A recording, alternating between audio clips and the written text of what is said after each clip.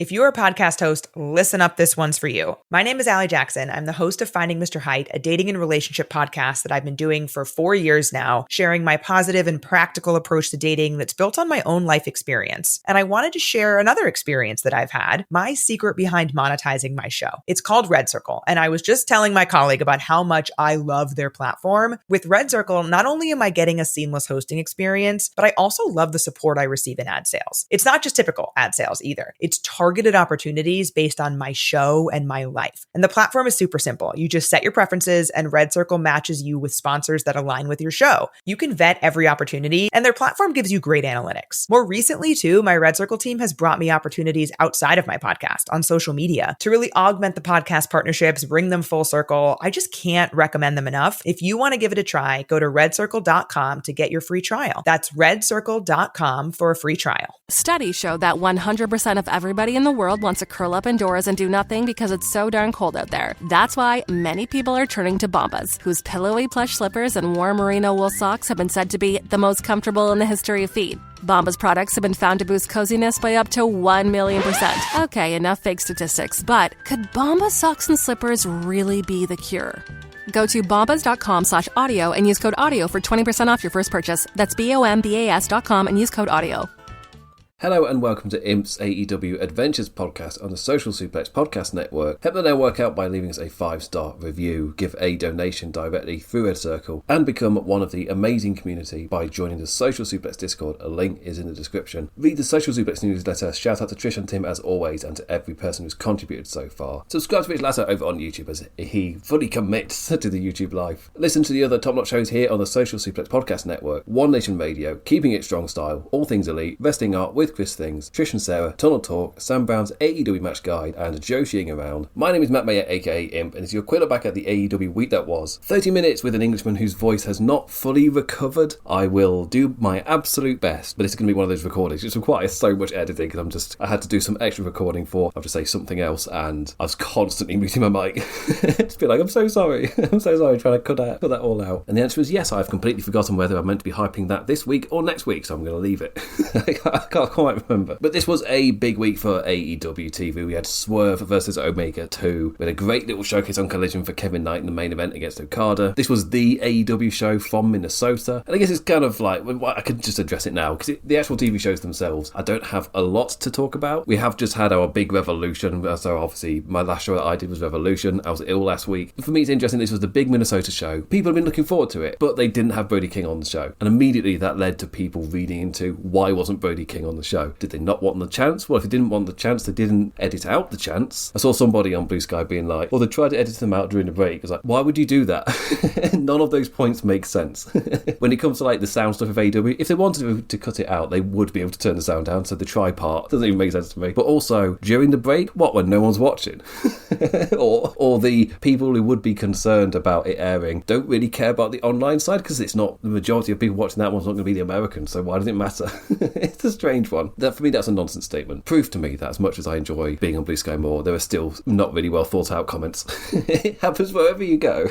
I can politically agree with you, but also call a comment you make a bit stupid. Hey, it's me. I make stupid comments all the time. But they did have Brody King run out after the show had finished airing. So for whatever reason, they didn't have Brody King on the show. The read into it was Brody King, if he came out, would be the most over guy on the show, and they wanted to feature other people. But then why not feature your most popular guy? Put him in the prominent spot. That's me trying to think of a kind of reason. Because my immediate read is they didn't want him on the Minnesota show because they knew what was going to happen, and that did in fact happen. And my other read is they can't be seen to be leaning into it. They're allowed to have it organically happen, and they're not going to shut it down if it organically happens, but then they're also not going to purposely lean into it. I think that's the tactic they're going for. So they're not going to try and edit out any chance. That's bullshit. But they're also not going to purposefully, obviously, lean in a certain direction. So I think I understand their line of thinking, even though I don't agree with it. Why didn't they want the chance on the show? There's the unfortunate side that Bandido is currently having visa issues, so he doesn't have his tag partner at the moment. In the day, you've stirred the conversation by not featuring on the Minnesota show, which would have been his biggest reaction. And you know he was there because he brought him out after the show so that the Minnesotans got to get their Brody King part, but they didn't get it on live TV. And you've designed it that way for a reason, so people are going to end up reading into it. If there's somebody higher up in Warner, for example, or Discovery, whatever, that isn't a fan of this, they would be muting the chance, and they're not. They would be trying to find a way to quiet it down. but they're not. They're letting it ring. The production is making it sing loud. They are letting it breathe, which then just makes it odd that Brody King's not on the show. Production-wise, you highlighted it. Booking-wise, you tried to keep it down a bit. Both of those things happened. So you don't want to give them the benefit of the doubt. At the end of the day, they didn't put Brody King on the Minneapolis show, but then they did let the Fuck Ice chants ring loud, both at Revolution and here on the Minnesota show. They've done both of those actions.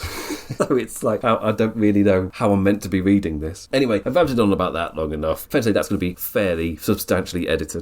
But anyway, let's jump on over to the show from St. Paul, Minnesota. Started off with a bang, with the biggest bit, Swerve Strickland versus Kenny Omega 2. Talk about starting off by putting your best foot forward. Let's play the sound clip first, and then let's talk about the match. Omega, one winged angel!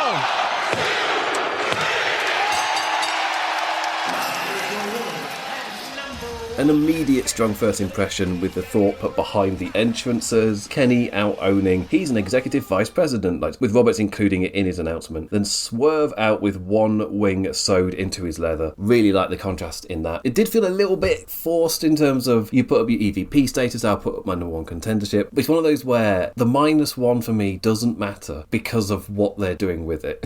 It's the polar opposite of WWE. I'm not watching WWE at the moment, but every single time I see something like, it has to do with SmackDown, that was it, where there's a wholly negative reaction to Jelly Roll getting so much time featured, and I was like, if the rest of the product is hot, I don't think people would have been complaining about Jelly Roll to that level. I don't think they would have minded, because they'll be like, they want to do this thing, we'll just let them do this thing, because we're enjoying the rest of the show, it doesn't particularly matter. But the product's cold, so you jump from -1 to -1, and it all builds and builds and builds, and the product feels like it's way colder, maybe than it actually is. But AEW's hot, and it almost hardly mattered how they got to Swerve versus Omega 2, because everything else around the build has been so strong, and because it got us to the match, don't think it really matters how they did it. It's fair to say the rest of the stuff with the Swerve character, the way they wrote Kenny out as well so he could go do his gaming stuff in Japan, the fact that we went to this with Kenny Omega Swerve 2 and that then leads into Kenny Omega MJF at the next pay-per-view, all of that hits so hard, all of that flows so well that the -1 doesn't really matter. Like, who cares? Am I even going to remember it by the time I'm watching the actual match on the pay-per-view? Highly likely that I'm going to forget it all. The other question is, are you a fan of Dynamite starting with its biggest match instead of leaving it for the main event? The viewing habits and those numbers in terms of what are the most watched parts of the show, they're not what they used to be. So having a match either start the show or be at the start of the second hour is where there's a lot more people watching than the actual main event. I know that's the case for WWE Raw especially, which I just find odd. It's like, but what about the people who just watch it on Netflix? Or like not live? Like for me, like who watches Raw live? Well, people who are obviously crazy because you can't watch that show live.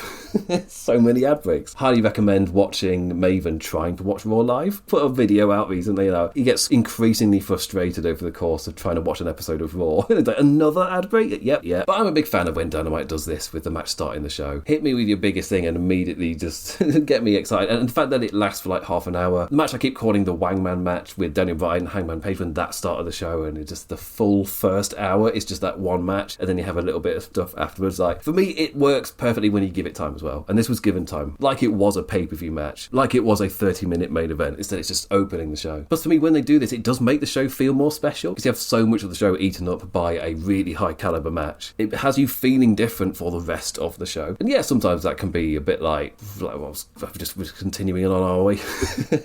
I've had the biggest thing. I'm hyped about wrestling. I'm hyped about AEW, but I'm not like hyped about this very specific match I'm watching right now. Anyways, actually talk about the match instead of blabbering about other stuff. For me, this is proof that I'm ill. My brain is not focused. It's all over the place. The first match between these two bubbled into them being amped enough to hit those big devastating moves. None of that here. No hesitation to hit that big. Like going into the ad break with a huge angle slam thingy crashing down Kenny. And once back, the two were on the apron with Kenny attempting to dragon suplex. What was a little cool bit for me, I'd seen Swerve's piledriver onto the barricade through a floor seats fan perspective post on Blue Sky, so it was pretty neat having that in my mind as I saw the live HD telly version. Swerve stomped not enough with the man all slow and confident that he had the win, thanks to that barricade piledriver. Loved Vince Nana just laughing as Kenny couldn't even rise to take a house call kick. Led into such a great flow with Omega fighting back, but Swerve transitioning into the biggest hit each time, until he outright mopped Kenny with the finger pistol, drank some instant karma coffee with 3 V-triggers, a great one-winged angel block, stopping the hand from tucking the head, then the second attempt with a simple rake to the eyes because he's such a baddie. Vertebreaker not enough, with Kenny doing the no energy shoulder up kick out. Swerve stomp dodged, up for a running V-trigger, a rope-groggy V-trigger, and one winged angel for the win. Strickland brought that extra level, but it wasn't enough. Like, love this for him. I'm sure his character's going to take it well.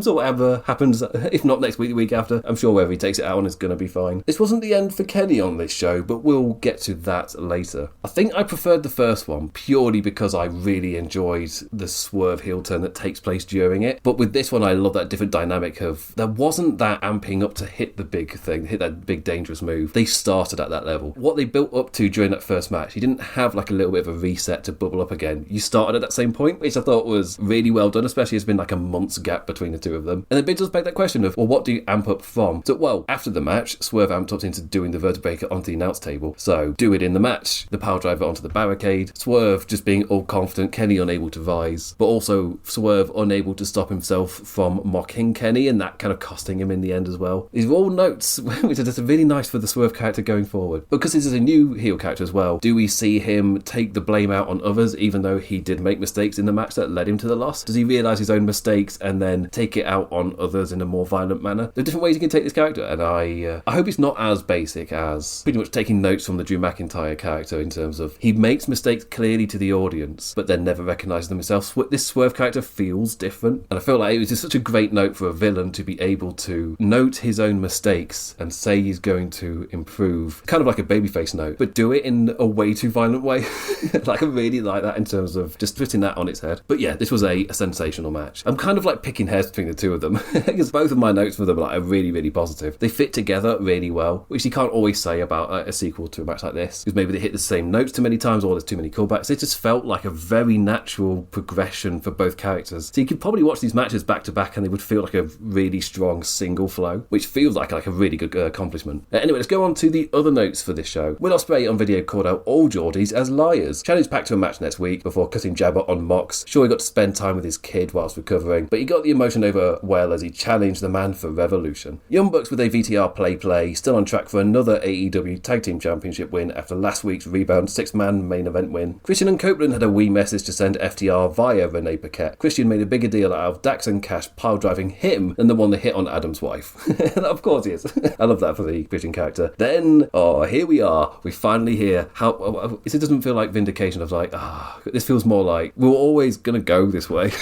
As soon as FTR did the attack, I think so many people had the same reaction of, not serious, Adam. With the bright side being, it was going to be months till we got it. I've really enjoyed FTR's run and what they've done with the character, what they've done with Stoke. I feel like it's been great. It really did help, obviously, that they had the whole Brodido angles. I really enjoyed the Young Bucks match at Revolution. I thought they did really well during the build of that one to not fall onto kind of standard tropes. Instead, they were doing everything they could to just make it feel a bit more interesting and build it differently. But we had to get there eventually. The train has finally arrived at Serious Adam. And he's not happy. He's angry. He's angry about them throwing the friendship away. The kids go to the same school, damn it. Throwing it all away for the tag title glory. So Cage and Christian are going to take those titles away. Match set for Dynasty. Cool. They're not hanging about. They're not doing some form of kind of separate thing. They're just going straight into it. As I did say after the Revolution show that I feel like I wouldn't have been super interested in just FTR versus CNC, but you throw the Young Bucks in there, suddenly there's a three-way dynamic, and a dynamic I wasn't expecting with Young Bucks versus Cage and Christian. Like, that is a part I wasn't expecting. And this show did reaffirm that they are going to be still interested in those tag titles. So that is the kind of three-team scene we're building. But you're making sure to blow through dynamics where you're doing the different 2 versus 2 pairings with, that we know what year it is. It's a certain anniversary this year. A certain anniversary involving Cope and Christian. So feels like we're going to be paying homage. Unfortunately, the way through is with Serious Adam. God damn it. God damn it, you turn on my kids, Dax. Just as soon as it happened, as soon as they attacked Beth and did all that stuff, I feel like universally, especially across the social suplex world, is like, we're getting Serious Adam, aren't we? I love jokey, silly Adam. For me, that's the Cope that I would want. Playing off of Christian being all super serious and super grumpy. You take the Cope character in the way of him just being more lighthearted. Like, at this point in his career, just wants to have fun and enjoy his time with his best friend. But he can't help himself. He has to do the serious, dramatic, our kids go to the same school, damn it, kind of promo. I'm just like, no, I don't want it. Back into the arena for FTR's music to hit, called the Canadians just a nostalgia act. If I dropped your wife on her head, what do you think I'll do to you? Before then, going backstage. I've seen folks saying Megan Bain and Lena Cross have such an amazing aura with those titles. Like, hey, it's okay, you can say it. The tall women look hot with the titles. Say it with me, it's fine. You break that wall down. You can just say it. It's okay. Long may the tall women reign. I guess more to that horny talk when we get to Collision. Kyle Fletcher cut a promo against the Storage Furniture. He's undefeated in singles matches in 2026 so far, proclaiming that he's going to take the step up and challenge MJF before he gestured Takeshita into shot. Proto Sheeta came first. Nothing will break them apart, and they hugged. Front and center foreshadowing. Yay. I'm team pro friendship, but we know wrestling.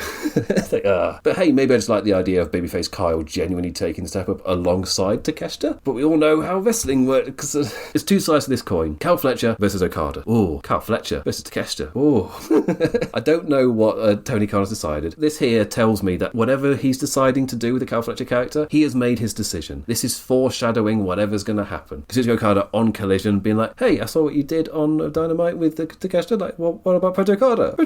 But I do really like how they've set it up so Kyle Fletcher genuinely could go with either one. And this is informing me that they've made a decision. They have decided what is going to be happening with the Kyle Fletcher character. And I don't mind whichever side they go with. Because if those are the two matches of him versus Takeshita, him versus Okada, like both of those are going to be amazing. Takeshita versus Okada is the big thing you build to. But where does Kyle Fletcher fit? He feels like the longest term project which they really are getting behind. And elevating him is quite important because that then gives the room for other people they're teasing elevating, like Rudy King, Bandido, Kevin Knight, Mike Bailey. They're in that just kind of like just underneath slot waiting for somebody else to step up so they can take that slot vacated by Fletcher. And they're teasing it. They've made their decision. Ricochet apologised for losing his temper. His voice a tad rough, like he's got the lurgy. Is that a phrase in America, the lurgy? I think it feels universal. My week off also had the whole Ricochet thing with him getting in Twitter trouble, making light of MS and losing a lot of goodwill he'd been building up since leaving WWE. And on to the rest of the show. As I said, really hot opener and wasn't like massively into most of the rest of the show. Well, that's not true. I was recognising what I was watching was good and I was appreciating what I was seeing. That doesn't mean I was like invested in everything that was happening. First off, a little mixed six tag. Death Riders John Moxley, Danny Garcia and Marina Shafir versus Top Flight and Zeta Steele of Skyflight. A wee six-person fun times with Minnesota cheering, having a lovely old time. That is one thing. Me saying, I was enjoying and appreciating what's in front of me without being super invested. This Minnesota crowd were invested. Like, they were hot for this show. A grand surprise as Dante Martin hit Shafir with an overhead kick. Zeta Steele looked great too. Yet another talent coming over to AEW and showing clear improvement in quick time. The Dante spot just a prelude to Mox setting up the Doomsday device to Paul Zeta. Then Garcia went to suplex her. Neither came off, but the villains showed their faces by actually going for them. Christopher Daniels ate a Wheeler Yuta running knee at ringside, and the Death Rider's most hated man caught a Zeta Steele dive into a quick flash Death Rider team flow. Really like when they kick into those like a proper functioning unit, like they're a fancy flowing Joshi faction or something. Darius trapped in Garcia's sharpshooter. Mox stomp for the win. After the match, Mox had a mic to address Will Ospreay's challenge. Want a big grudge match at the pay-per-view? Then fine, let's do it. My only worry so far has been that I've really enjoyed the Mox character, what he's become. I've not really seen many echoes of what Mox's character kind of currently has been during this. All it would need is a certain promo just hitting on the trajectory of Mox's character whilst Ospreay's been gone, or like just since the Continental Classic, just something to highlight it. So at the moment he does just feel like he's the villain that the grudge match person returning is against. Because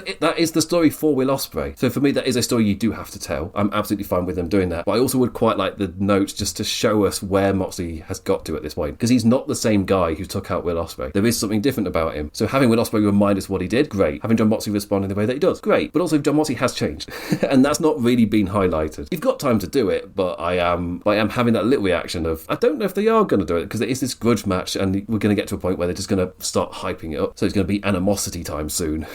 No, I'm thinking of, you don't do an animosity time, because that's a man quietly talking. That's not building up amping things at all. Speaking of building things up and amping, Speedball! Mike Bailey versus Rocky Romero. After a successful trios title defense, Asuka wanted his revenge for Alexander getting injured in that match. Rocky bravely did everything he could to avoid Bailey's kicks, but the second one landed. It was just a matter of time to the finish. Mike finally rocked the fella with one in the middle of the ring, then one in the corner and a third just for good measure, and they got their win. Just a wee little showcase for Mike Bailey. And MJF's champion's return. A respectful gloat as expected. Easy win. Like, no difficulty at all. No one does. You're a pro at running your life, at committing to your workout, at showing up every day. At Bombas, we're pros too. Pros at making socks. Our sport assortment has specialized socks for whatever sport you're committed to. Running, hiking, golf, Pilates, and so much more. Made with sweat-wicking yarns, blister-fighting details, and targeted arch support. Bombas Sport is pro-level socks from the pros of socks. For another another pro, you. Go to bombas.com/audio and use code AUDIO for 20% off your first purchase. That's bombas.com and use code AUDIO.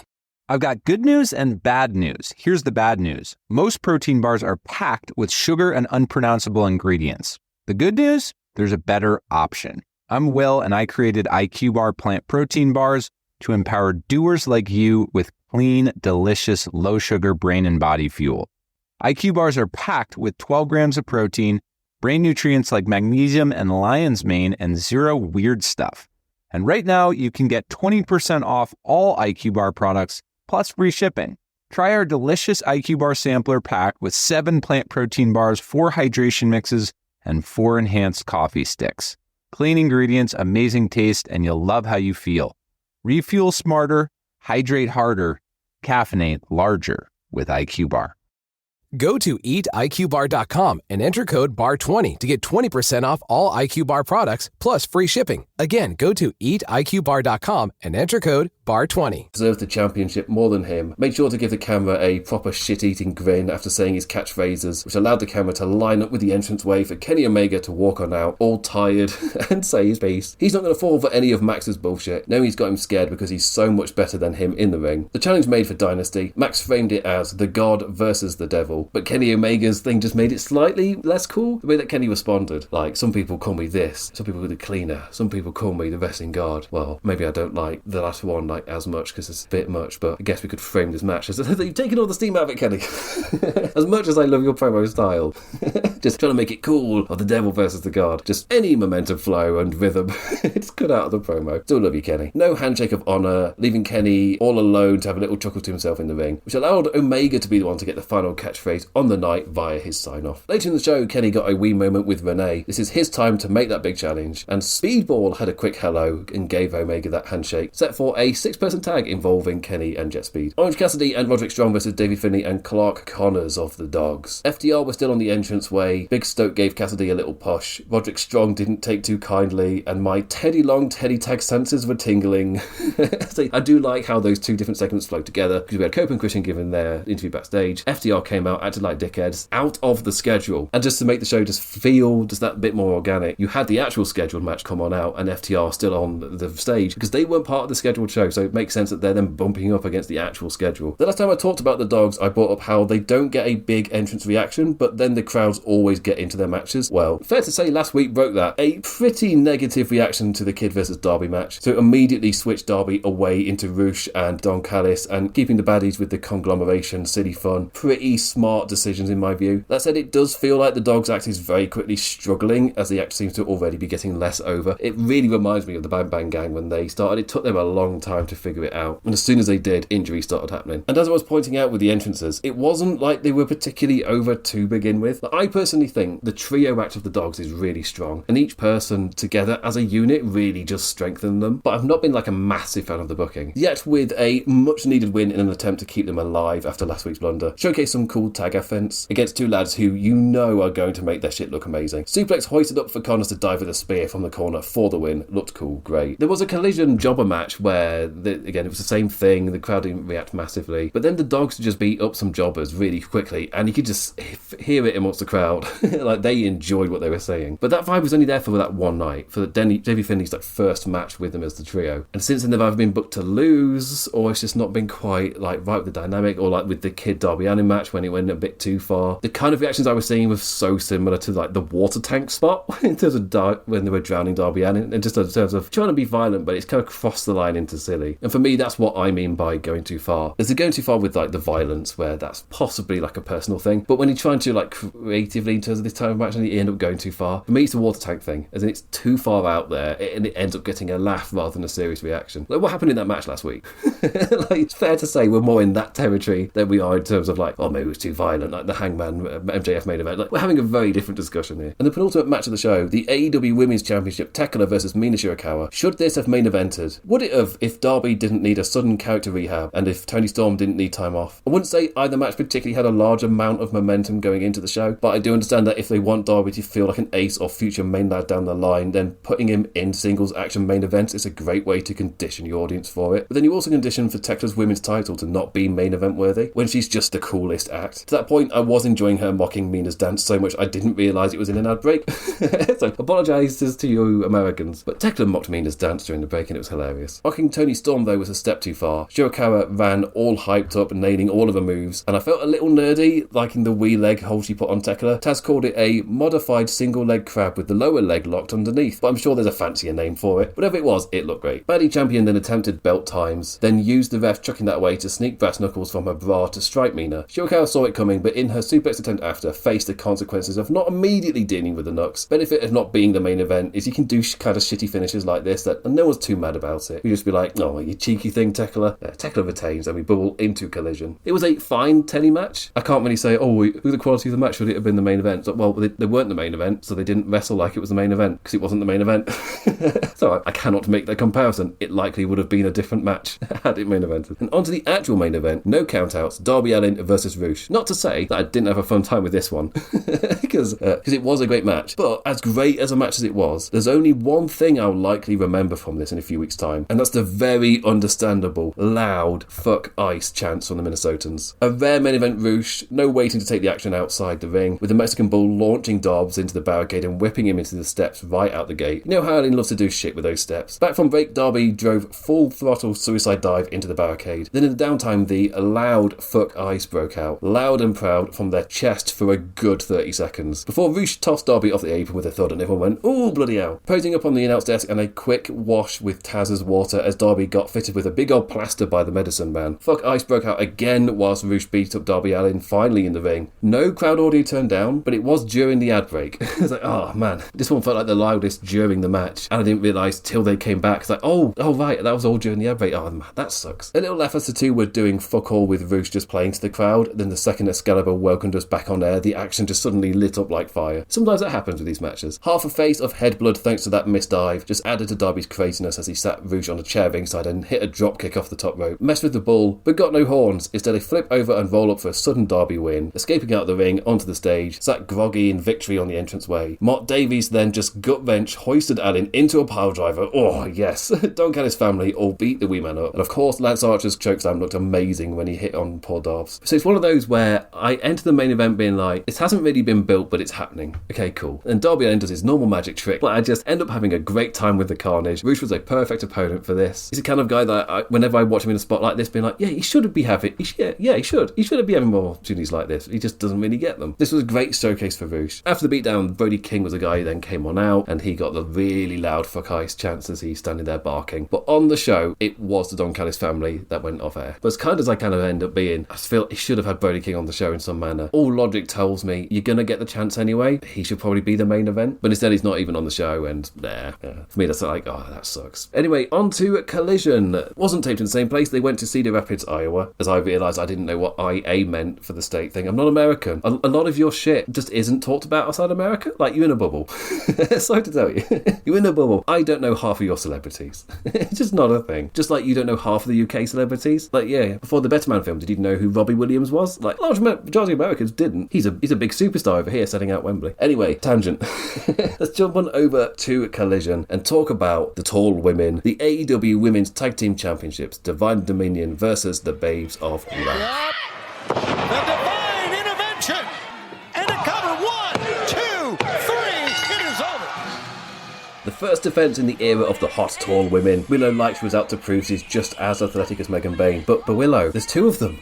You can be better than Megan Bain, but can you be better than Megan Bain and Lena Cross? Like, oh no. Plenty of tall power offense before the break. Once we were back, Willow finally got her flow with Harley all hyped for the tag after a shotgun dropkick off Brett's rope. No success for Harley off the happy tag times, but a wee lovely bit with Harley trying to sunset powerbomb Bain out the corner and had to fend off Cross as well, and in doing so sent the tall Aussie into a Willow pounce, and bam, Harley got a powerbomb. Cameron chops to both women showed that fire too, but then they both just rose up, beat her up, and double chokeslammed her for the win. She finally called it the divine intervention on commentary, so starting to get their themed names, just like the brawling birds, but everything's named after birds. Now everything's named after the divineness and the heavens, because they're tall.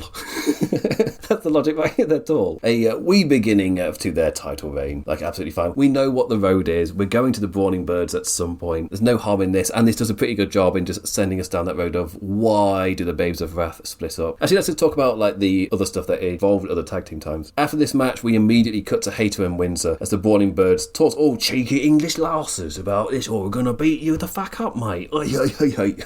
They're doing cheeky English bagger. But they were talking about the Sisters of Sin. We'll get that tag title match down the line, but right now they're teaming up with Mina to go after the Spooky Group, and we don't give a flying fuck. With a Guy Ritchie movie, that's what I've decided.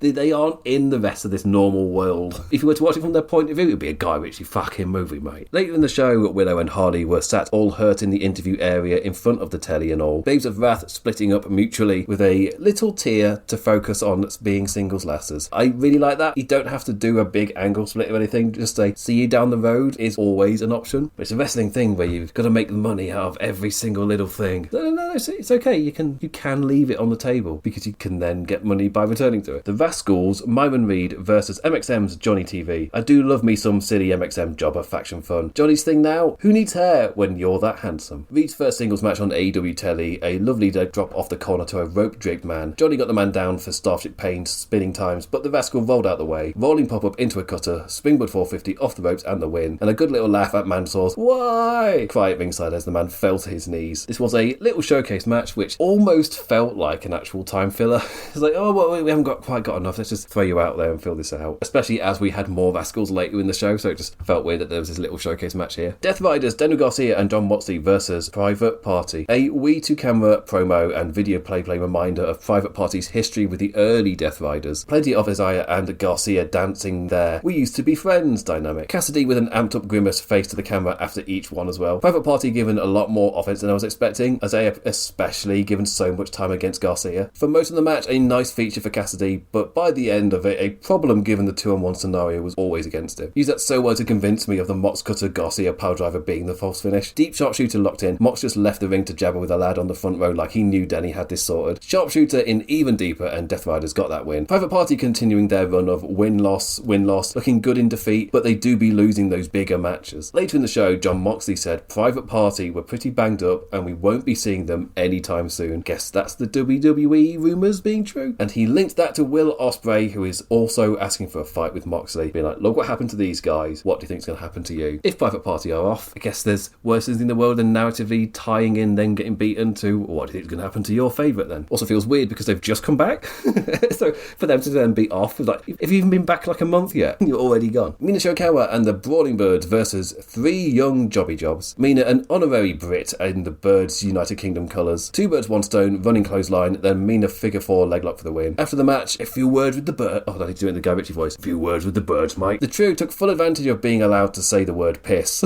I don't know why this happened, but each member of this trio had a line where they really emphasised the word piss. The English girls found out you could say it and were like, oh, that can be our swear word then. Then we can actually say it and not get you in trouble. And they conditioned me into saying it, or they were like, what's an English swear word of sorts which is going to be totally PG in America? And they felt like piss will be fine. It was just weird.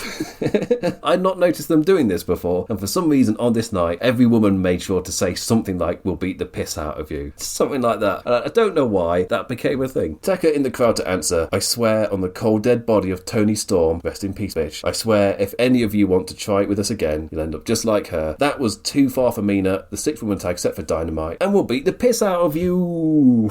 Nigel commentary like, well, her English is coming along. I don't know why piss was a thing. Why has this become such a big thing with this act? Tommaso Ciampa versus Ace Austin. Buddy Ciampa against the lively Bang Bang Gang Boy. I need to change the way of phrasing that. I found this to be a decent little mid-show bout, but I were cheering all loud and in every near fall. They were really in it towards the end. So maybe Ilmi was just a little grumpy during his Sunday wrestling viewing. That modified running net breaker at the fold was not enough this time. Frustrated Austin kicks amped into a back and forth. Then it was Tommaso's turn with Project Ciampa kicked out of. Hey, it used to be his finisher in Ring of Honor all the years ago. It doesn't matter that it hasn't secured a win in over a decade. Still shocked by the kick out, damn it. Austin amped up with plenty of kicks, corner charges to set up the flow. Instead tossed overhead into the corner, knee pad down, kill shot, Ciampa wins. After the match, Juice turned to face Ciampa, sensing a villain jump. Tommaso just backed away, all innocent like. So I guess, is Ciampa feuding with these guys? He feels like the kind of character that might just end up floating about feuding with just random people. I don't really know what his direction is at the moment. Like, I enjoy watching him, but I don't know what he is. Like, I always get a kick out of his jacket. It's too big. His jacket is too big. He is a man in a jacket that doesn't fit him. I swear he's got more of a gimmick than that. But that's my reaction. Why is he angry? Jacket doesn't fit, but he thinks he kind of looks cool in it. I did hear the Tall Talk girls say that this is kind of like the prototype of what people would think a wrestler thinks is cool. That's Tommaso Ciampa, and I haven't been able to shake that, so thanks, girl. Thanks for that. The Don Callis families, Cal Fletcher and Mark Davies, Aussie Open versus Desmond Xavier and Zachary Vance of the Rascals. Aussie Open properly back together to take on the Weed Lads, who have what done settled into the tag scene quickly and incredibly smoothly. Something not right with Kyle after a basic looking dropkick bump. He carried on with the match, speaking to the referee as we went to break, and he just paced around till we're back on air. Like, man, whatever curse Mark Davies' AEW run has been struck with, like, that man just needs to go out to the woods and find that hag or cabin witch or whatever and deal with it. Just step up to it, Mark. Great spot with the assisted shooting star caught into a Davies spinning toss, used to amp up into a grand old fast flurry. Also great to see that Davies gut wrench power driver is just straight up his finisher now. It gets a reaction every time. Looks awesome. Yeah, just make it your finish. And the main event, AEW International Championship, Kazuchika Okada versus Kevin Knight. Like, man, hot take, but this Kevin Knight guy might have something about him. That springboard forearm onto Okada waiting at the end of the ramp was fucking beautiful. He looks so good. Nate Okada elbow drop Ivar after an impressive spring up from Knight, shove off landing on his feet, so jump to head scissor the champion down, which sets up that awesome coast to coast with the impact to Okada's arm highlighted, like, ach no, not me Rainmaker arm. And for me that kind of did show, because he didn't go for the Rainmaker in the end, he was looking for other ways. Okada avoiding out of the way of the UFO splash ended in disaster times, 3/4 of the way across the ring. Knight a little tease before amping up to go for it. He nailed the distance, but in the rotation his knee landed right in Okada's head, and Nigel McGuinness on commentary, like, he couldn't stay in character for that. As soon as like the knee landed, he was like, oh no, like that's such a way to break an orbital bone. I guess memories of Rob Van Dam in the Elimination Chamber. It's a while ago, so there might be people who don't know about it. Elimination Chamber, he hit that, and I think he did something to Triple H's neck or something with the landing, like it wasn't quite right. So as soon as you see that, it's like, oh shit, like, what, is Okada okay? That's a very painful landing. But Okada got the knees up, led to a series of near falls, and genuinely brought one of Knight's roll-ups. A great flash finish, really showcasing our Kevin. Buddy Okada's roll-up had him grabbing the ropes and stealing the win, the cheeky bastard. So I've not seen any reports that like Okada like broke anything or got hurt by that. Also not seen anything with Kyle Fletcher, so it's a night where the two biggest guys of the Don Callis family could have both been injured, but because I've not heard anything, I'm assuming they're both okay, or okay by AEW standards, they can be like rotated about or whatever. But yeah, a really strong main event. Okada did a great job of elevating Kevin Knight. I feel like he did a better job than MJF actually. I came out of this match really feeling like Kevin Knight had been properly elevated. It felt like it was a good showcase in the MJF one, but I didn't get that same feeling that I get here with Okada. Maybe because it's two different kinds of elevation. Like, one's like a one-off big match and the other one is, no, this is like a genuine investment in the guy. Anyway, yeah, a solid collision. Really fun, flew by, no notes. Well done. On a relatively solid week for AEW, Dynamite definitely skewed by having such an incredible opener. Collision, a way more standard show with a really hot main event. They're just continuing their run right now. And you can kind of see it by the audiences. Like, Collision is continuously drawing good crowds at the moment. The numbers that we've been seeing coming out as well are just like far better than people would have been expecting. AEW's hot run is now starting to appear in other ways other than just the word of mouth. That ripple effect is finally starting to happen. So we'll see where it goes, but at the moment, happy AEW fan, really strong week. And what did you think of this week of AEW? Please do let me know, normally on the discourse, but you can try hit me up on Blue Sky. I'm physically there, even if I'm not like active. Yes, my feed is basically just me sharing other social suplex stuff or the odd wrestling thing that I like. I so rarely make posts on that thing, but still, like, I'm physically there. Anyway, thank you for listening, liking, engaging in any form, any manner. Always appreciated, never taken for granted. You will likely be hearing me elsewhere on this network, but we'll get to it when we get to it. It's in editing. It's a big edit. It's an important edit. So I don't know how long it'll take. I'm not editing it, thank God. I've got my own bullshit to edit anyway. Wish me a good recovery, because I cannot shake whatever this thing is, and I felt like I could not just leave it too long. I wanted to get something out this week, so I forced myself through this one. Anyway, I'll be back this time next week to talk about AEW Dynamite and Collision. So with that, I bid you adieu. Ta-ra, duckies. Ta-ra. If you're a podcast host, listen up, this one's for you. My name is Allie Jackson. I'm the host of Finding Mr. Height, a dating and relationship podcast that I've been doing for 4 years now, sharing my positive and practical approach to dating that's built on my own life experience. And I wanted to share another experience that I've had, my secret behind monetizing my show. It's called Red Circle, and I was just telling my colleague about how much I love their platform. With Red Circle, not only am I getting a seamless hosting experience, but I also love the support I receive in ad sales. It's not just typical ad sales either. It's targeted targeted opportunities based on my show and my life. And the platform is super simple. You just set your preferences and Red Circle matches you with sponsors that align with your show. You can vet every opportunity and their platform gives you great analytics. More recently too, my Red Circle team has brought me opportunities outside of my podcast on social media to really augment the podcast partnerships, bring them full circle. I just can't recommend them enough. If you want to give it a try, go to redcircle.com to get your free trial. That's redcircle.com for a free trial. Thank you for calling the Bombas Comfort Line. Bombas make socks, slippers, tees, and underwear made with the highest quality materials. Press 1 for comfort, 2 for style, 3 for donation. You chose style. Bombas is styles for whatever you enjoy. You can run in Bombas, lounge in Bombas, dress them up, dress them down, but always give back in Bombas. Because with every item purchased, another is donated. Bombas, comfort worth calling for. Go to bombas.com/audio and use code AUDIO for 20% off your first purchase. That's BOMBAS.com and use code AUDIO.